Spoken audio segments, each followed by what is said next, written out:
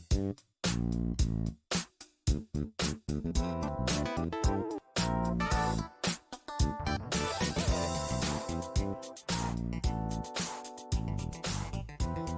guys, and welcome back to the Red Mist podcast with me, Sishadri. And for today's episode, previewing the game between Aston Villa and Liverpool at Villa Park. Unfortunately, I don't have any I don't have any Aston Villa fans with me. Of course, I have a Liverpool fan. I am a Liverpool fan. But unfortunately, I don't have any Aston Villa fans with me. I tried contacting a lot of people, but it just didn't work out. I mean, there's not a whole lot of Aston Villa fans that I know who are from India or from the UK. Actually, I don't live anywhere close to Birmingham. I don't know a lot of people from Birmingham. And the one person I do know from Birmingham is a Birmingham City fan. So, unless you want someone to slag off on Aston Villa, well, I don't think that's a good idea. But anyway, so the point I'm trying to make is that there will be previews throughout the season where this will be the case, where I might have to do it all on my own. But that's not going to deter me. We're going to go ahead and do it. We're going to take a look at both Liverpool and Aston Villa for the coming game. It may not be as long as a traditional sort of interview-based preview, but it should be fine. So we'll start with Liverpool. Some big news coming out, and not big in terms of good news. Sadio Mane will miss the trip to Villa Park after testing positive for the coronavirus, unfortunately. So prayers are with Sadio, and hopefully he does get well. Furthermore, there are rumors that Mo Salah has also been tested positive, and he's awaiting the results of a second round of tests. So I don't know how far that's true as of this point. Hopefully that isn't true. Hopefully he doesn't have COVID, and hopefully he can actually play the game against Aston Villa tomorrow. But that will very likely mean Diogo Jota does get his Premier League start tomorrow. So I don't know I think it's his first Premier League start. It will be his first Premier League start if he does play tomorrow. So Diogo Jota will likely be there. Couple of other things. Ryan Brewster sold to Sheffield United, 23.5 million. Good deal. 18 million on top, rising up to 23 and a half, depending on performances. There is a buyback clause inserted for 3 years. So if he does actually make it really big in the Premier League, then there is a chance Liverpool could buy him back. I'm really excited to see how he does. Genuinely, I think him playing under Chris Wilder for Sheffield United, I think, is a good chance for him to mature as a player, to develop under a good coach, and to play exciting football, to play in a team that actually plays exciting football. So, and get used to being the main man in a Premier League team. So I think that's a big. I like the move. I'm not saying it's the ideal thing, but I think for his own development, I can understand why he's gone to Sheffield United. So yeah, I do understand his reasons for wanting to move. So that's the news from Liverpool's side as far as transfers go. But coming back to the Aston Villa game, so like I said, Sadio Mane will miss the trip to Villa Park. As for the others, Jordan Henderson is working towards full fitness. I doubt he will start tomorrow based off of what Jurgen said. He said he absolutely has no muscle issues. It's all fine. He's not injured anymore, but we have to make sure he can make the next step. What that means for the weekend, I don't know, is what Jurgen said. I don't think he's going to play. I think the ideal thing for him would probably be to use the international break as a way to get back to match fitness. Maybe play a cup. England has 3 games, so they're going to have to rotate a lot. So I'm going to say that they're going to have to use the international break to return to match fitness. And I think he'll be ready for the Everton game, but I think Aston Villa it's too close for him to be ready on time. But Thiago, Joel Matip, Alex Oxlade-Chamberlain, Kostas Tsimikas all remain unavailable. Tsimikas, of course, has a thigh issue, will be back after the international break. Thiago has COVID-19. Joel Matip and Alex Oxlade-Chamberlain have had issues from beforehand, so they'll be recovering as well. So yeah, for Liverpool, I think it'll be a relatively unchanged lineup, as unchanged as it can be. Diogo Jota obviously will be playing in on the left-hand side, I think. He was impressive in the Carabao Cup game against Arsenal. He did well in the league as well, got his first league goal against Arsenal. So I think he should start out on the left. Up front, I would imagine it's Firmino. If Mo Salah cannot play, if by chance, unfortunately, Mo Salah is also tested positive, then then the right hand side, I don't know if Jota will move to the right and Origi starts out on the left, or if Harry Wilson starts out onto the left and Jota moves out onto the right. I don't know how that's going to work. Or does Minamino come in at that point? Or again, I don't know how that works. But there's a whole lot of options there. But it does significantly affect our front line if two out of the three are not there. So hopefully that isn't the case. Hopefully Mo Salah can actually play tomorrow. As for midfield, Jordan Henderson, I don't think he's going to play tomorrow. So personally, I think we're going to line up with probably Wijnaldum, Keita, and Fabinho again. All three of them were good. Keita especially was really, really good. Fabinho has been really good. Wijnaldum can do better, but he's not been bad. So yeah, I think that should be the midfield three. As for the back, I think it'll be an unchanged back line. Gomez, Van Dijk, Robertson, and Trent, and then Alisson in goal. So I don't think that should be any issues there. As for the home side, as for Aston Villa, they have started the season 2 out of 2. Now, this is obviously, I don't want to talk about Liverpool too much in this segment because we're talking about Aston Villa. That's the main focus of this. So they've started this season 2 out of 2. They've beaten Sheffield United in a game which it was controversial. Sheffield missed a penalty as well. John Lundstram missing a penalty. And then you had, I think it was Konsa who scored the winning goal in that game. They struggled to finish off a 10-man Sheffield, which will be concerning for Dean Smith, really. They really look, at the end of the day, it's 3 points, and whether you win 1-0 or 10-0, it really doesn't matter that much. But especially for a side like Aston Villa, which was on the brink of relegation last year. So I think for them, the fact that they got 3 points out of the Sheffield game is brilliant for them. Last week, more convincing. They played Fulham and won 3-0. Emiliano Martinez made his debut, had a really good debut as well. So they've made some really good signings. Now, in my preseason predictions, I had Aston Villa at 19th. I had them going down because I felt like they didn't strengthen the central defense, which I thought was their major weakness last year.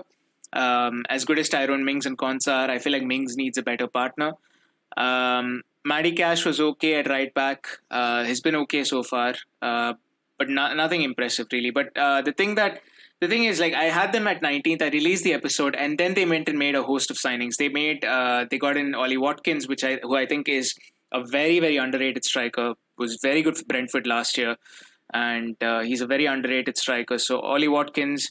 Then they went out and got Bertrand Traore from Olympique Lyonnais. And then they also went out and got Emiliano Martinez from Arsenal, who should be a number one keeper at a good team, at a Premier League team. So, he was on number 2 only behind Bernd Leno at Arsenal. If it wasn't for Bernd Leno, and to be fair, like, he did give Leno a run for his money when he was on the pitch. Won them the FA Cup, won them the Community Shield as well. So, personally, I think Martinez is a great, great buy for them. Gives them a lot of stability at the back. So, Emiliano Martinez. And then you've got Ollie Watkins, who was, I think, literally signed the day after I put out the episode. And the moment they signed him, I was like, oh, man, are you kidding me? But anyway, so Ollie Watkins, Emiliano Martinez, Bertrand Traore, and the latest one being Ross Barkley on loan from Chelsea. So I think Ross Barkley is a good signing. Dean Smith did say that he might actually start the game against... I don't think he said it directly, but I think... he said, I think Dean Smith, I think his exact words were the reason he's come in is to play games. So he might actually start against Liverpool. So Ross Barkley could make his debut. He's a good signing. He gives them that added bite in midfield, which I think they've lacked. I think along with John McGinn, he'll be a good player in the middle of the park. I think that midfield is underrated, to be honest. You got Luiz, Hourihane, McGinn. I think these were the 3 that started the last game against Fulham. And obviously you've got Jack Grealish, who is going to be without a doubt the key player this game. But adding Ross Barkley to that midfield, coming back to Ross Barkley, adding him to that midfield is going to be good for Aston Villa. I think not just in terms of, for the Liverpool game, but also in general across the season. he's gonna hopefully, at least I guess what Dean Smith hopes for is some drive in midfield, a very direct style of play. Maybe takes a few long shots, gets a few goals through the season. Um, and along with McGinn and Hourihan or Luis, whoever plays, I think he's going to be a good buy. I think he's a good signing. On loan, of course, but maybe they make it permanent at the end of the year if he does well. But I think he's a good buy for the Birmingham club. But yeah, up front, so Grealish is going to be obviously the key player, but watch out for Ollie Watkins. I think he does. He's a goal scorer, yes, but I think he does a lot of other stuff as well, which is very, very nice. And so far, he's looked at home in the Premier League. May not have had the best of outputs in terms of goals or whatever, but he's done well. In fact, in a preseason friendly against Man United, he scored the only goal. So he's done well. So watch out for Ollie Watkins. Just give him a few more games. It's only his third game now. It's going to be his third game against Liverpool if he starts. So just give him a few more games to get used to the pace of the Premier League, the physicality of the Premier League, and I think he's a striker that I think will have a long career in the Premier League, sticking around in the mid-table teams. So I think Ollie Watkins is a great buy. Jack Grealish, obviously one of the best wingers in the game in the Premier League. He's definitely the guy to watch out for. He's going to create a lot from the left. On the right-hand side, Mohamed Trezeguet, Egyptian winger. So it's going to be a battle between one Egyptian winger, Mo Salah, and Mohamed Trezeguet if Mo Salah does get to play. But that'll be interesting. I think Egypt's going to come to a standstill with these two. But yeah, that'll be an interesting battle, I think, between the two international teammates to see who comes out on top. Obviously, Mo Salah is going to be the favorite in that one. But, you've got... I think it's really good. I think it's a really good side. The addition of Watkins, of Barkley, of Martinez is... I think Martinez is probably going to be their best signing in terms of performance because he's a massive upgrade in the goalkeeping department compared to last season. So I personally, I think Martinez is going to be the guy to watch out for. I think if he has a good game and if he has a consistent season, then Aston Villa could be well clear of relegation. And I'm not, I had them at 19th, but that was before all these signings. And right now, if you ask me where would Aston Villa finish, I would still say they're closer to relegation than the top half, but it's going to be close. I had Brighton at 17th, and I think I had West Brom at 18th. I think right now, based off of these signings, I would put West Brom in, and based off of these signings and based off of the initial results and the way teams have played and so on, I would put West Brom in 19th. I think they look more likely to go down now as compared to Aston Villa. So, and as far as 17th and 18th go, I'm going to stick with Brighton in 17th. I'm going to say Brighton's just about going to avoid relegation, but it is going to be very, very close because Aston Villa's made some really good signings. The only thing is, how do these guys gel? Do they get enough goals? And do they concede?